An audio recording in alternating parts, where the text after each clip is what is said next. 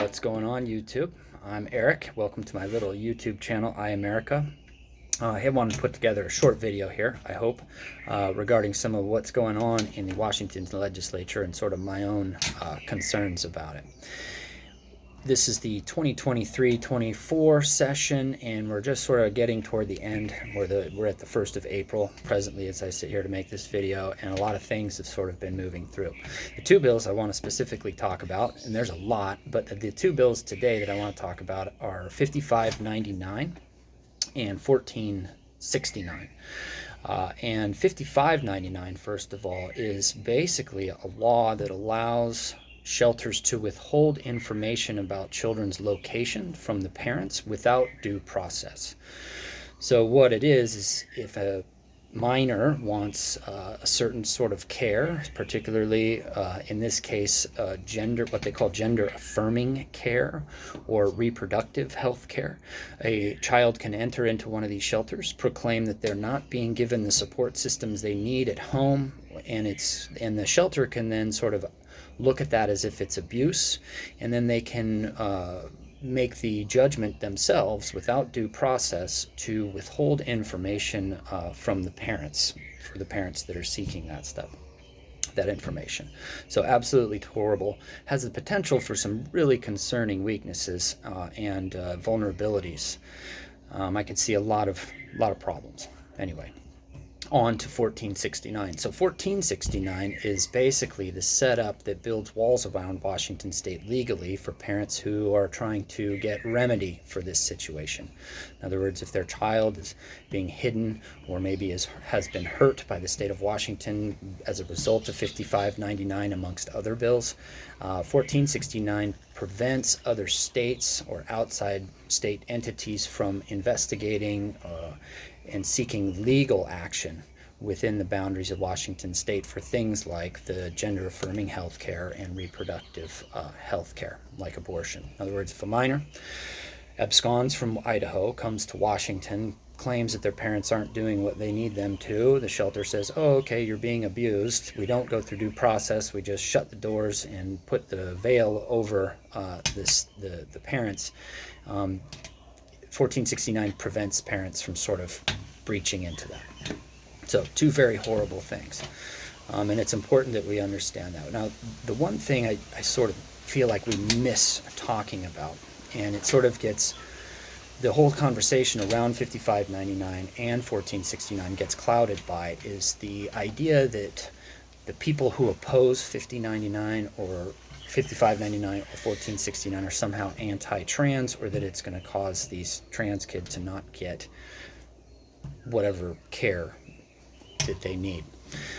So it's important that we recognize those laws that allow children to sort of do that already exists. And what they are is a byproduct of a couple things. First, the setup, the tee-up, is in RCW 71.34.500 and RCW 71.34.530. And these are mental health care laws that allows adolescents to seek health care without parental permissions.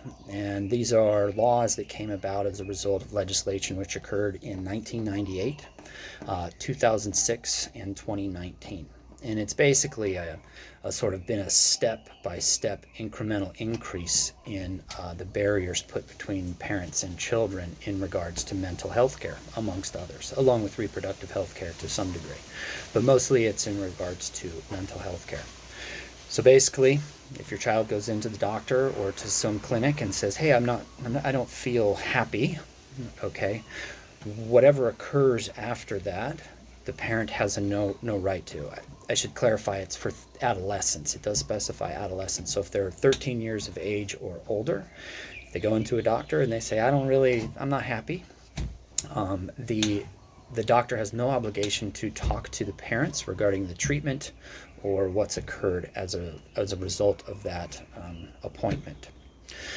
So that's RCW 71.34.500 and .530. Important to look at, important to understand, and important to know what your rights are in regards to that going into doctors. But we don't recognize that. That's already an existing thing. It's not a bill, it's a law. The other thing that's important to recognize is back in 2021, there was also additional, laws that were passed. And those have to do with making insurance companies cover certain health procedures, such as this gender affirming health care and reproductive health care. And those are two bills, 5313 and 5889, and I believe they were both passed in the 2021-2022 session. So anyway, that's important. When we look at 5599, it's easy for them to cast us as this anti-trans thing, this anti-trans movement, when that's not in fact what it's about. It's about ensuring that parents have knowledge of where their kids are and what's going on with them at all times. That's, along with other concerning aspects, that's to me the primary one that we should all be focused on. Whether you support your child getting trans surgery or whatever, healthcare, or getting an abortion or not, you should support the idea that you can't have limitations placed on access to knowledge of where your children is without due process.